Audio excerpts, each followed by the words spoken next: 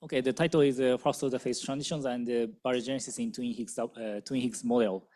Okay, please start. Okay, so I will talk about phase transitions and baryogenesis in Twin Higgs models. So this talk is mainly based on this paper and some work in progress. Most of the results that you will see were obtained by my excellent PhD student Ignacy Nałęcz. But also since I work on Twin Higgs models for quite a while, so I want to also flash some of the previous results. So since I want to finish on time, I will only flash them. So, but if you're interested, some model building in Twin Higgs models are given in these papers, and these are papers on dark matter in Twin Higgs models. Yeah, so I want to talk about at least flash some of the main topics in Twin Higgs models. So let me briefly go through the outline. So I will spend first some time to motivate why I want to consider this class of models. Since I guess many of you are not familiar with the Twin Higgs mechanisms, I will introduce next. And also I will show how one can UV complete this class of models by supersymmetry. Then I very briefly discuss new dark matter candidates and then come to the main topic, which will be phase transitions in Twin Higgs models, and also a phenomenon that is we call electroweak symmetry non-restoration, but which is commonly used this name, although in practice it's really not non-restoration, but like high temperature electroweak symmetry breaking. So basically that the scenario in which electroweak symmetry is not broken at 100 GeV scale, but temperature, but a bit higher. And also I will discuss gravitational wave predictions. And then I will discuss implications for baryogenesis. So I will mention axiogenesis, which is maybe sounds a bit orthogonal to this study, but in fact it has important implications for a new scenario of baryon asymmetry generation via rotating axion field, and also the implications for so-called darkogenesis, where baryon asymmetry is generated via first-order phase transition in the dark sector. Okay, so let me start with some very general remarks. So if you think about a dark sector, then the simplest dark sector that one can imagine consists just of only one particle, which is the dark matter particle.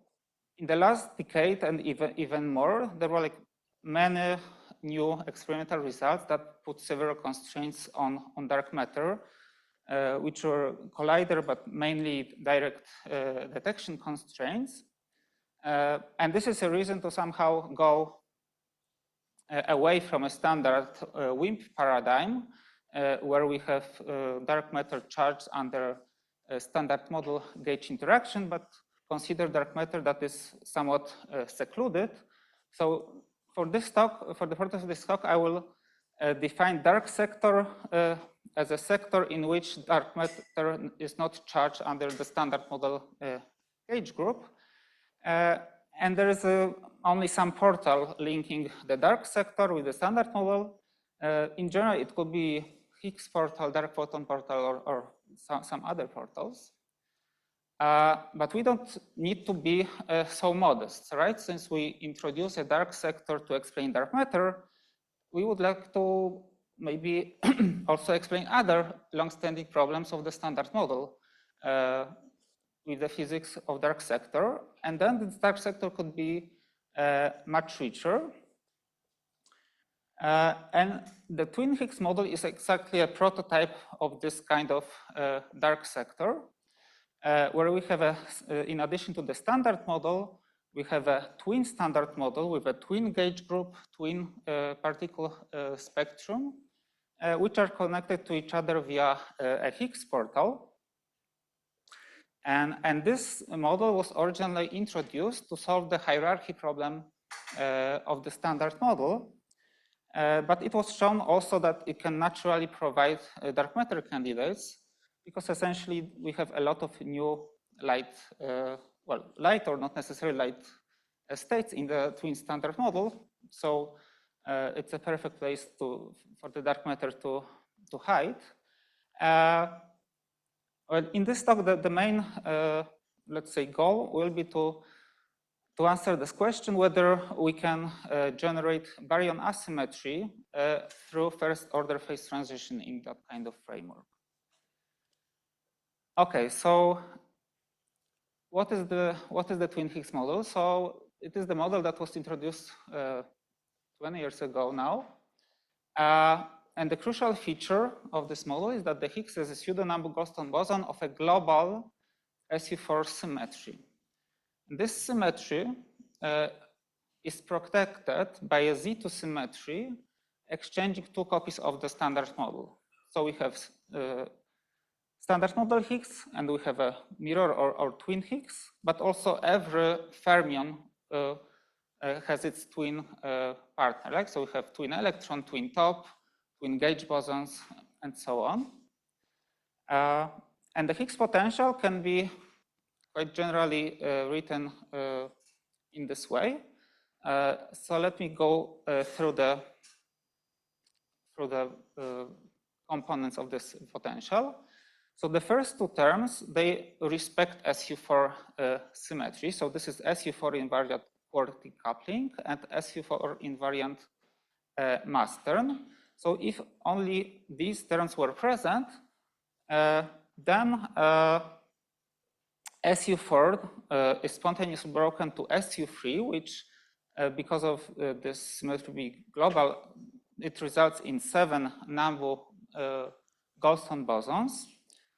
So after gauging subgroup of this SU4 related to the standard model and twin gauge group, 6 of those Goldstone bosons are eaten by longitudinal modes of W and Z boson, and also twin W and twin Z. And the 7th Nambu-Goldstone boson corresponds to the Higgs, which in this limit is massless.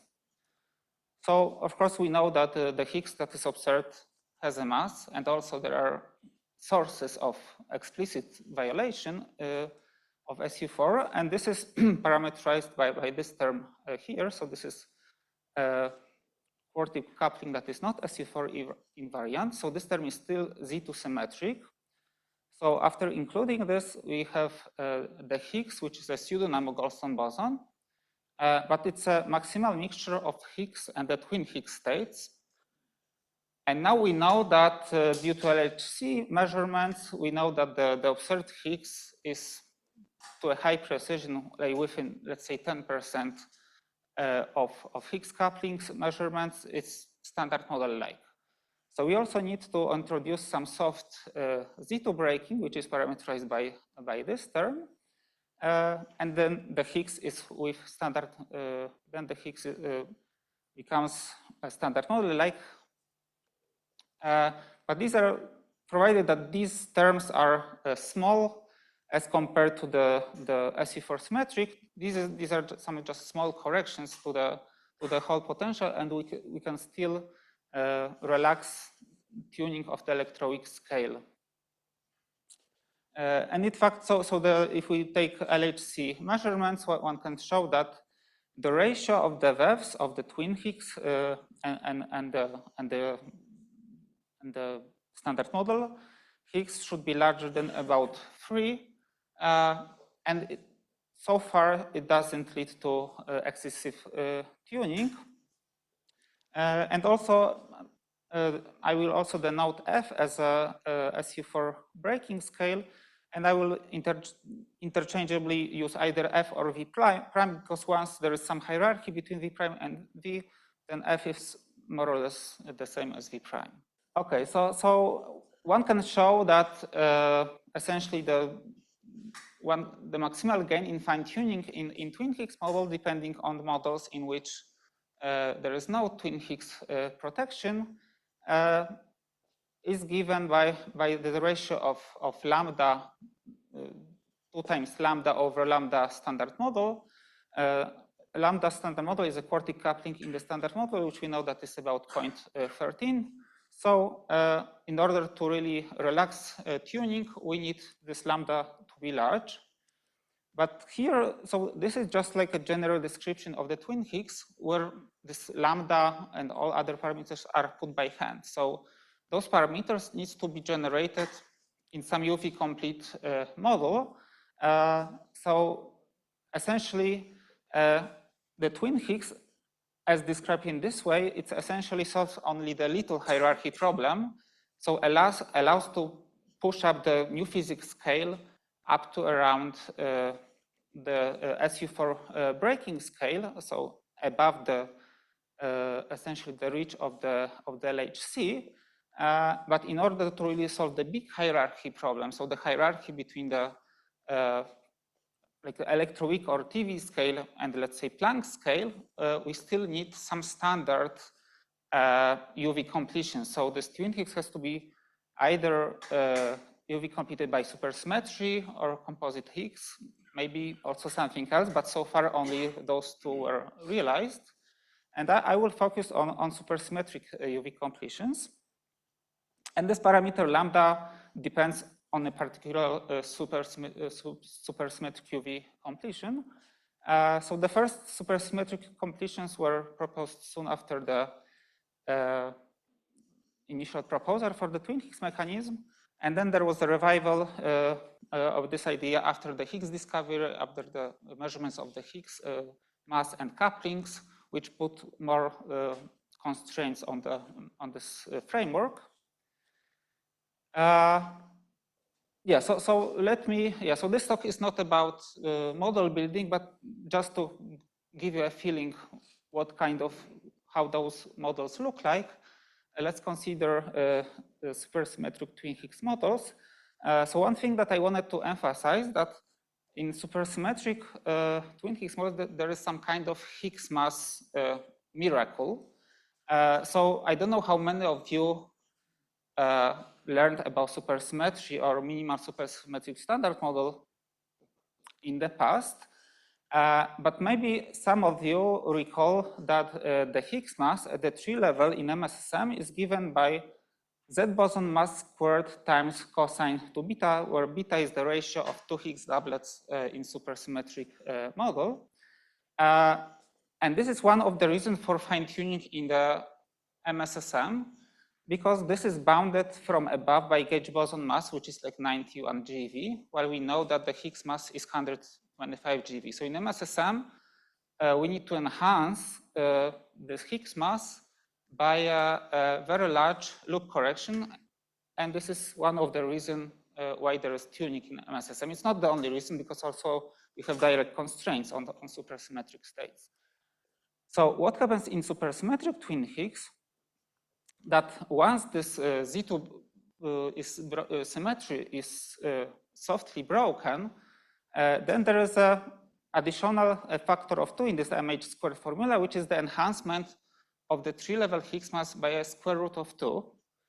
And if you do this multiplication, you see that already at tree level, you get more or less 125 GeV, at least in the limit of large tan beta. So I just wanted to emphasize this, that somehow twin Higgs in supersymmetric setup gives you the Higgs mass basically for free. Okay, and I will just flash a construction of supersymmetric models that we proposed some time ago. So it relies on introduction of a new gauge symmetry under which Higgs and the twin Higgs is charged. And then in the supersymmetric setup, it generates so-called D-term potential, which is given by this. And then if this new gauge interaction is broken in such a way that the superfield of which scalar component is responsible for gauge symmetry breaking also breaks supersymmetry, then in the effective low energy effective theory, we can have this large potential. And if you look closely, then essentially after decoupling the heavy Higgs of the MSSM-like states, we get that kind of prediction for this SU4 invariant quartic coupling. Okay, so I don't want to go into details here, but essentially, in order to generate large SU4 invariant coupling, we need large new gauge coupling constant. Yeah, and the simplest possibility is that this new interaction is abelian. So then we can relax tuning of standard supersymmetric models. So as long as the supersymmetry breaking scale is pretty low, of order, let's say 100 TeV, then we can have like only 10% or even better tuning of the electroweak scale, which I wouldn't consider fine tuning. So long time ago, before the LHC started, MSSM had more or less this tuning, but still everyone hoped that supersymmetry will be present at the LHC. So this model does not do worse than MSSM before the LHC. So the problem with this model is that this is U1, and we need large new gauge coupling. So this gauge coupling blows up pretty quickly when we go to higher energies. So there is an upper bound on this gauge coupling. So we see that it cannot be larger than, say, 1.4, 1.5 at best. But still, for a low mediation scale, this model explains electroweak scale. So we did some more model building. Again, I don't want to go into the details, but if we consider non-abelian new gauge interaction, we can make a model in which this new gauge interaction is even asymptotically free. And then essentially we can have a supersymmetric twin Higgs model that is valid up to around the Planck scale. So even for standard gravity mediated supersymmetry breaking, it works. And it has, again, like of about 10% tuning for some intermediate scale SUSY breaking. If we really want to go up to Planck scale, then we have only 5% tuning for 5 TeV stops and Gruino, which are more or less the current bounds from the LHC. So the main message from this part is that essentially we can make supersymmetry consistent with the naturalness arguments. And I'm emphasizing this because nowadays, the hierarchy problem is really the hard problem. Like I would say 95% or more papers that I see on arXiv every day, they do not consider hierarchy problem because it's just hard to solve. Okay, so the twin Higgs model is designed in such a way to evade the LHC constraints. So if we are lucky, maybe supersymmetry is around the corner, but it could be, I don't know, at 3-4 TeV, and it's without inducing large tuning, and that's beyond the reach of the LHC.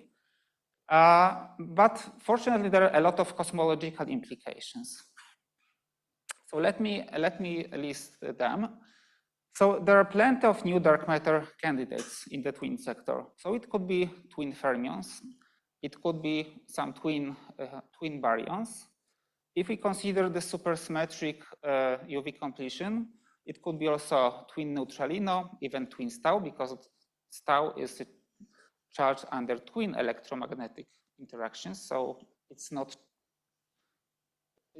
excluded because it's not charged by our standard model electroweak gauge interactions. So by construction, the Higgs sector is extended in the twin Higgs model. So we may hope that it's the fact that we have a modified scalar potential that we can have first order phase transition, and this will be essentially the rest of the talk.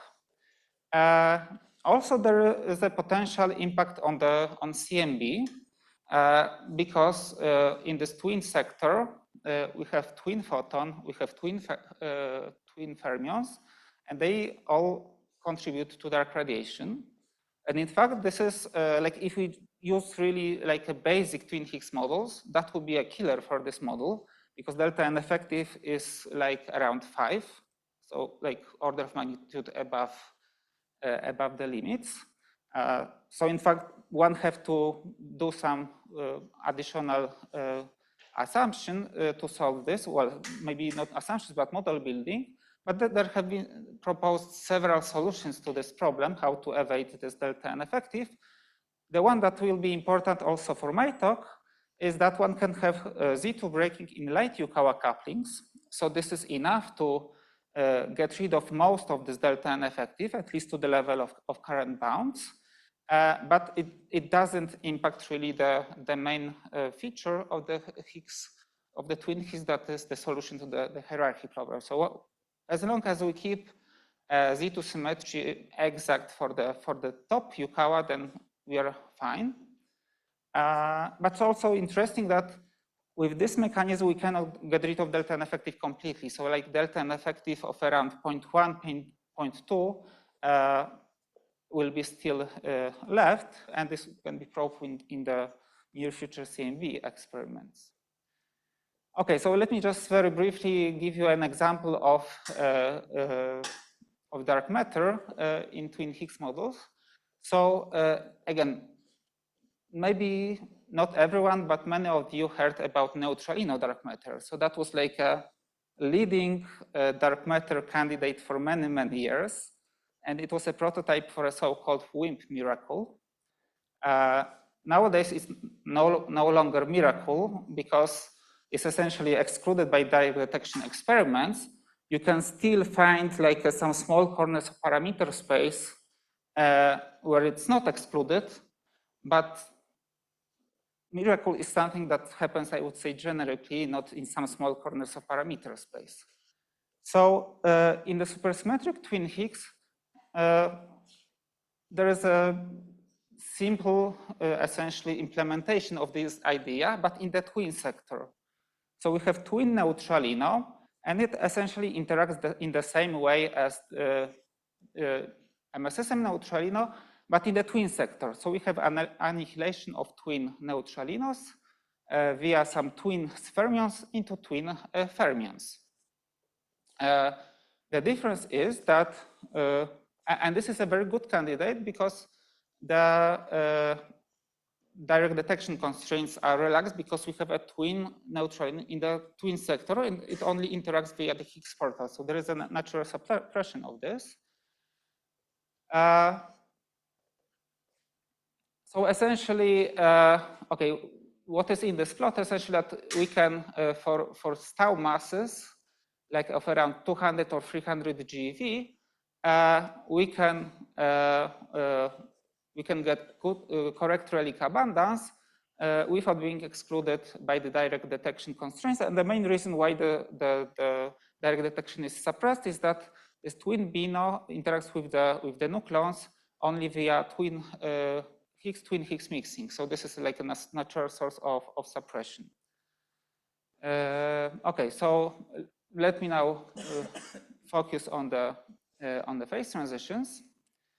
Yeah, so we had like already several excellent talks about phase transitions, in particular first order phase transitions. I will not talk about them in general. We know that in the standard model, electroweak phase transition cannot be first order, but we hope that with the addition of new physics in the Higgs sector, it could be made first order. So that's essentially our question.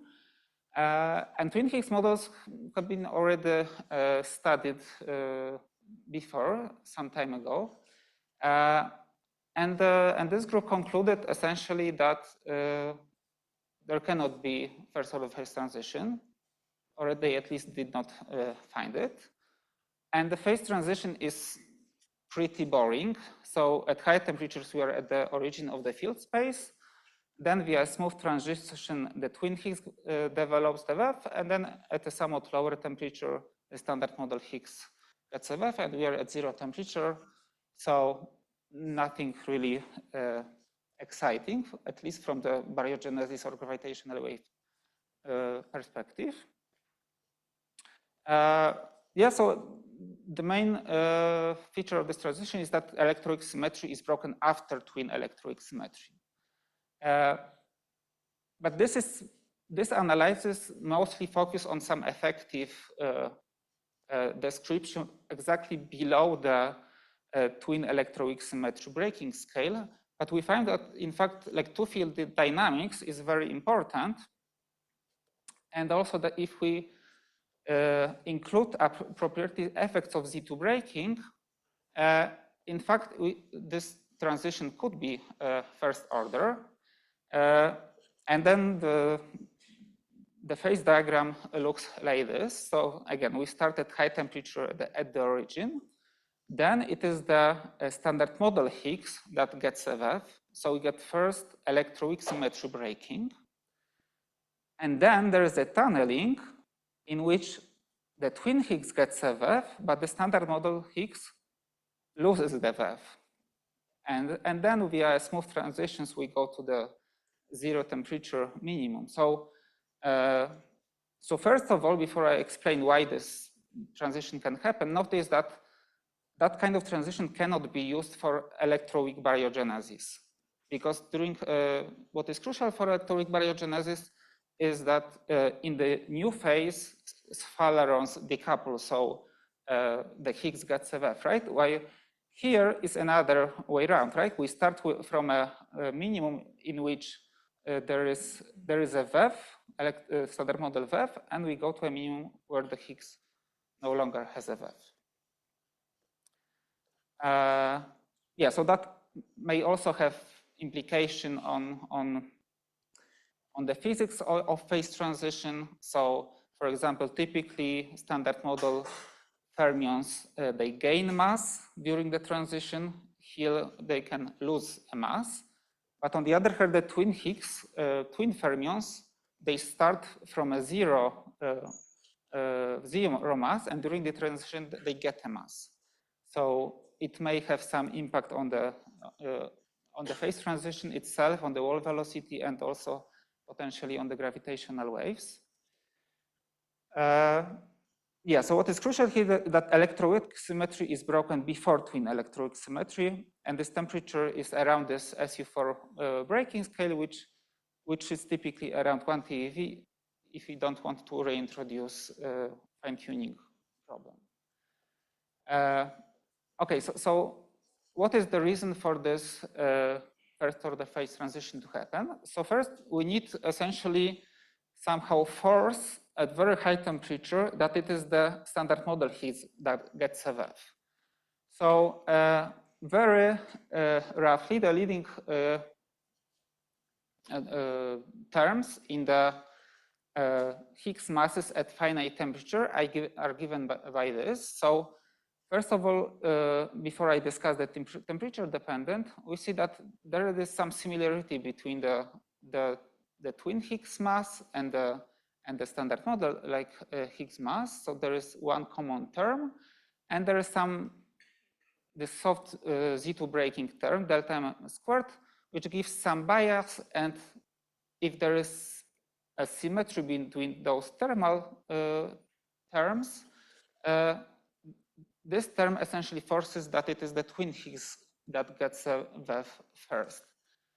However, if we consider a scenario if there are more, if there are fermions in the twin sector that are coupled more to the corresponding Higgs, which may essentially means that this parameter in front of T squared is much larger than this one, we can inverse the order of phase transition. Then it is possible that you can first have electroweak symmetry broken and then twin electroweak symmetry broken. And I think the simplest way how to achieve this is essentially increase the twin Yukawa couplings in the twin sector, because then this parameter is given by Yukawa coupling squared times, well, the number of degrees of freedom in a given fermion. And an example of this phenomenon is shown on this plot, where we used twin lepton Yukawa couplings. So in the standard model, lepton Yukawa couplings are pretty close to zero. So essentially, there is no jump in V over T, which means that the transition is smooth. But when the twin lepton Yukawa is large enough, the transition becomes first order, at least for some range. So the blue and orange, it depends whether we use 1 lepton or 3 leptons, so maybe it's not that crucial. But we also see that this jump is bigger when we change the VEF of the twin Higgs. Yes.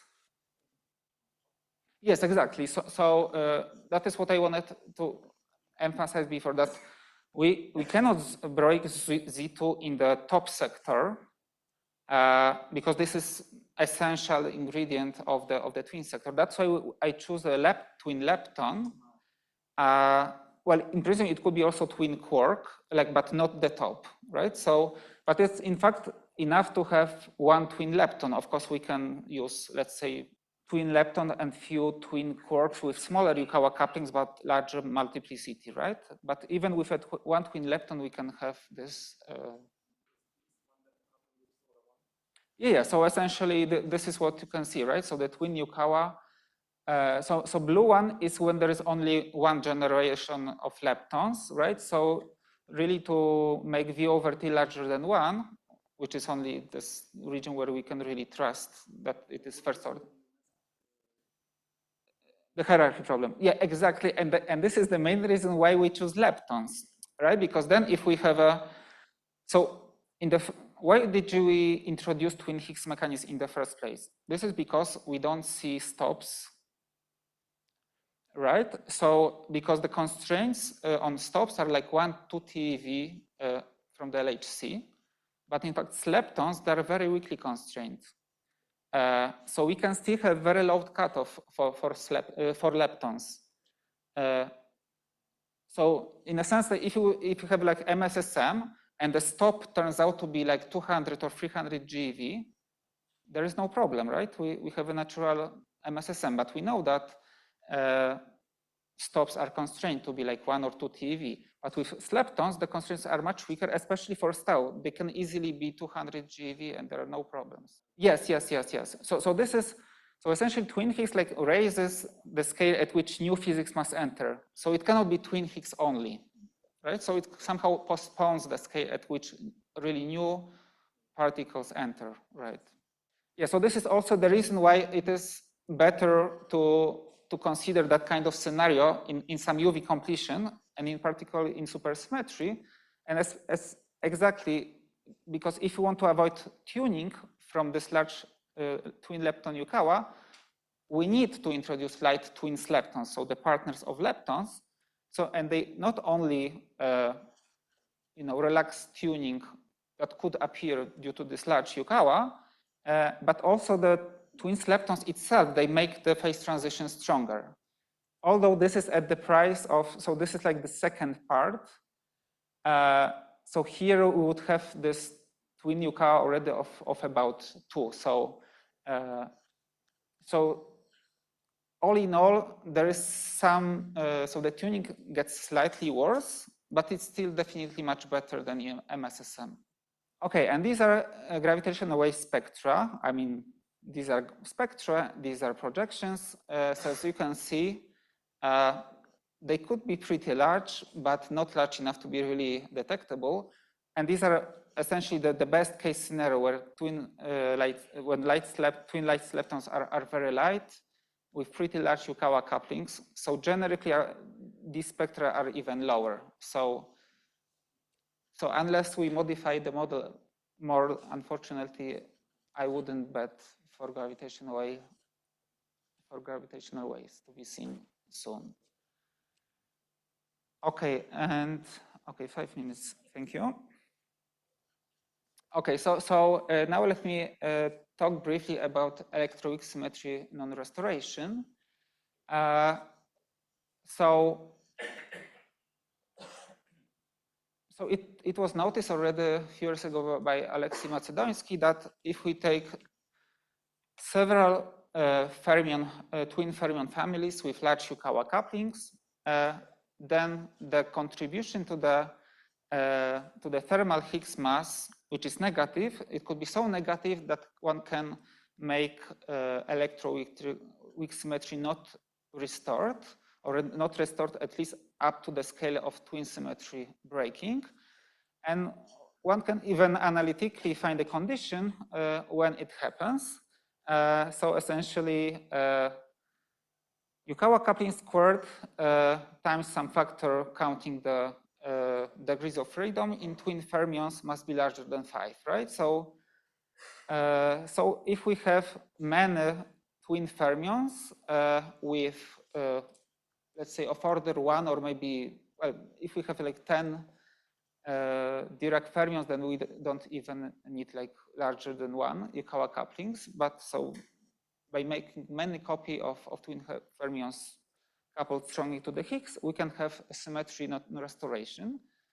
And that's again, it's potentially dangerous from the fine tuning from the corrections, quadratically divergent corrections. So we studied this scenario also in supersymmetric twin Higgs models for two reasons. First of all, that we need some twin supersymmetric states to be pretty light. We can do it with leptons, but not necessarily with quarks, because the constraints on quarks are at the level of 2 TeV. But in fact, introducing light twin leptons, it can aid the symmetry non-restoration even further. So essentially what we found that if we include light twin fermions, we can have this symmetry non-restoration, but with smaller Yukawa couplings. Those Yukawa couplings still have to be like 0.3 or 0.4, but not order 1. So there is some interplay between tuning, but yeah, so I don't have, this is still in progress. I don't have a plot showing the parameter space exactly. But what we find that with worsening tuning only by a factor of 3, as compared to the standard twin Higgs models, we can get this symmetry non-restoration in supersymmetric twin Higgs. But let me discuss like the phase diagram. So what happens here? So, okay, sorry. And the second point here is that by including leptons, we can also make this transition first order, right? Because if we only add twin Yukawa couplings here, then it's hard to make this, to have the symmetry non-restoration and first order phase transition at the same time. But with twin leptons, we can have both. And essentially, the diagram is kind of similar than the one that I showed you previously. So at very high temperature, we start at the origin, then the Higgs, standard model Higgs develops a wave, and then there is a first order phase transition. The difference is that before, this phase transition ended in a minimum with vanishing standard model Higgs wave. Here instead, it goes to a minimum where the wave is smaller, but still large enough such that all the way here electroweak sphalerons are decoupled. So maybe it's easier visible here. So this is at high temperature. So now we have a smooth transition when the standard model Higgs gets a wave. So this is more or less the place where electron and sphaleron decouples. And then we have a first order phase transition, which is still above, with the waves, which is still above Tc. Of course, this V over T equal 1, it's a rough condition for the electroweak sphaler decoupling, but this is just for illustrative purposes. Okay, I have like 10 seconds left. Okay, so this is just a plot that essentially this temperature at which electroweak symmetry is broken is constrained by this SU4 invariant breaking case, so it's up to 1 TeV, one can enhance. And okay, I don't have the time to go through details, but it has important implications for axiogenesis.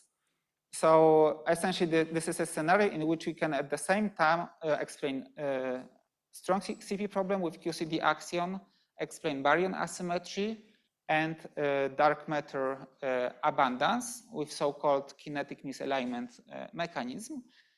So without going into details, we get a prediction on the ratio of the dark matter and baryons, which should be, well, observationally, it's about 5. And it's, so let's say this factor is 1. It's slightly modally dependent, but not much. And essentially, there are 2 parameters that are that determines this ratio. So there is Fa, axion decay constant, and also a temperature at which electrowinds fire on the couples. So, so if you're familiar with the axion physics, then in typical models, this Fa is constrained from below at the level of 10 to 8 from astrophysical observations. So there are models in which one can go with Fa below such that this is of order 5. But maybe more plausible situation is that we have like standard axion models, but the temperature at which electroexfallen decoupling occurs happens at a larger scale, and already at 1 TeV is enough to essentially get correct dark matter and baryon abundance at the same time. Okay, and here, so this is work in progress, but essentially what I wanted to emphasize that here, while we cannot realize electroweak baryogenesis, we can have this transition in which the twin electroweak sphalons decouple at the end of the phase transition.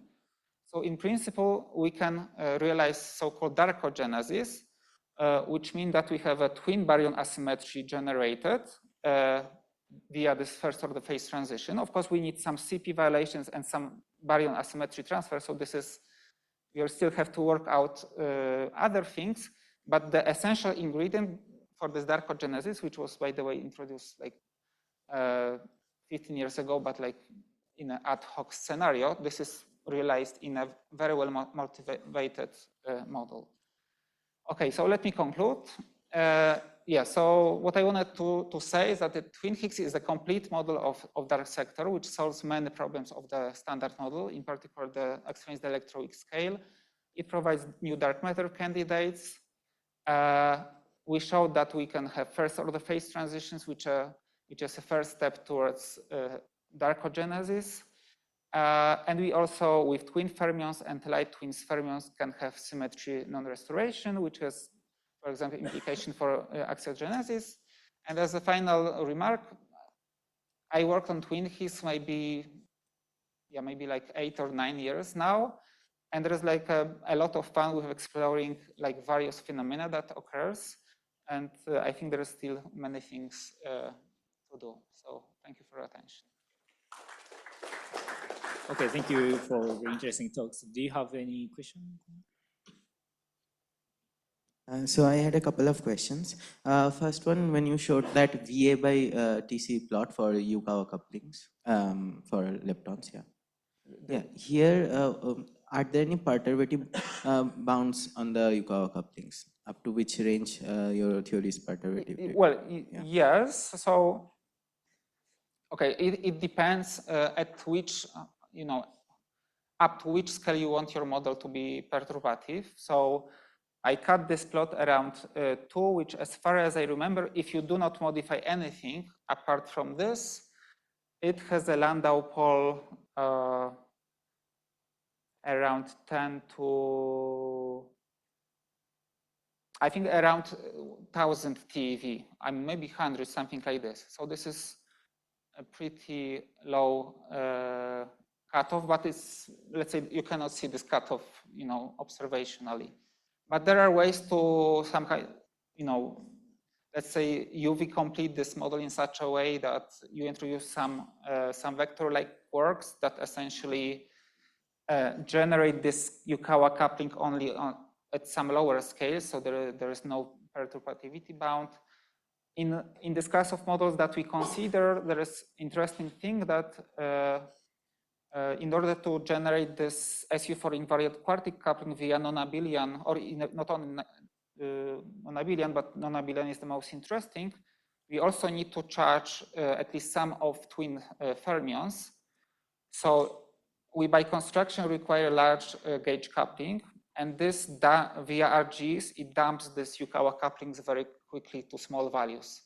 So this is some additional reason why we reduce fine-tuning, because we suppress top Yukawa coupling. But here it may be useful just also to suppress this Yukawa, this lepton Yukawa. And my second question was, I was just wondering, are there any parameter space region where we can have both the symmetries breaking almost simultaneously? And will that help in the baryogenesis case? Sorry, can you repeat the question? So for some parameter space region, can the symmetry breaking in the both SM and dark sector happen sort of simultaneously? Or if so, can it help in the baryogenesis? You mean baryon asymmetry? Yeah. No. So at least not through the phase transition. So in a sense, it's like a two-step, right? So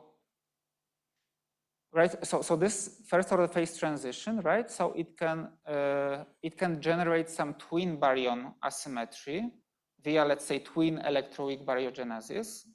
But this phase transition cannot directly generate visible baryon asymmetry. You could transfer this B prime to the visible sector by some additional portal, for example, but not directly just from this phase transition. So there's like, you need some additional assumption to explain really baryon asymmetry. Can you go to the slide where you mentioned axiogenesis? Yes. Yeah, so is it only possible for QCD axion or axion-like particles? So it's also possible for axion-like particle. The only thing is that, well, first of all, QCD axion solves you one more problem, which I like more. And also, with the QCD axion, you have this prediction. While for axion-like particle, you have one more, essentially, parameter to play with. So then, let's say, what I said is not so crucial then for like ALP. Well, so the mass it's around electronvolt. Yes. Yeah. So Fa equal 10 to 6 GeV is 1 electronvolt. So maybe it's maybe slightly below electronvolt. So you introduced supersymmetry to solve the hierarchy problem, right? Okay. So, and I was just wondering, so this whole picture, if we could, I mean, what happens if we incorporate SU5 granulonification? So is there any literature being done on this? Yes, so I would say, to be fair, the main drawback of this supersymmetric twin Higgs as compared to standard MSSM is that you cannot really unify both features. At least no one was able to really keep perturbative unification. And the reason is that either you UV complete by composite Higgs, right? So then you have by construction low non-perturbativity scale.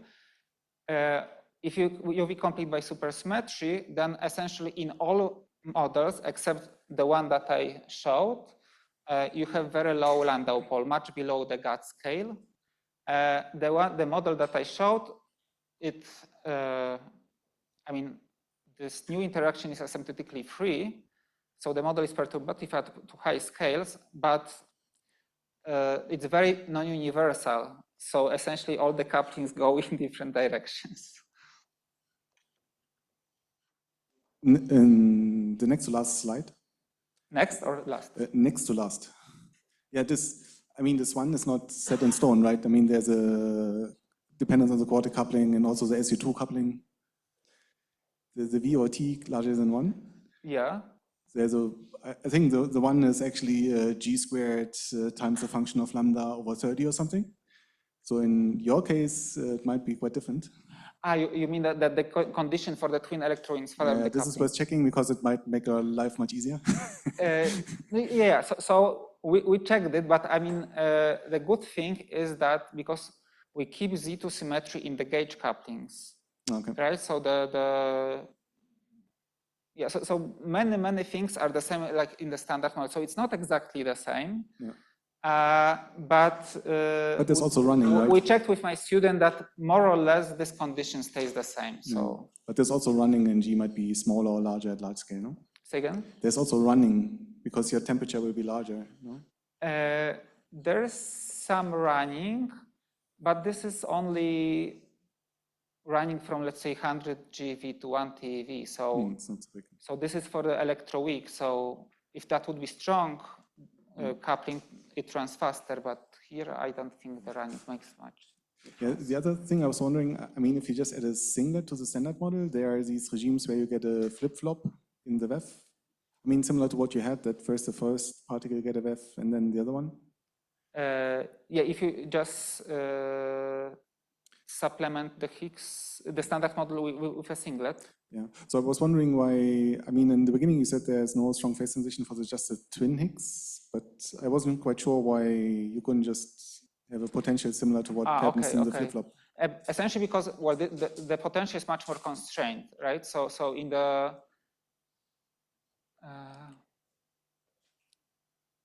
yeah, so you're right that this H prime is what people often just call S, a singlet, but if you just write Higgs plus singlet model, there is no global symmetry. Here it's crucial that we have this SU4 global symmetry, and this restricts these couplings essentially.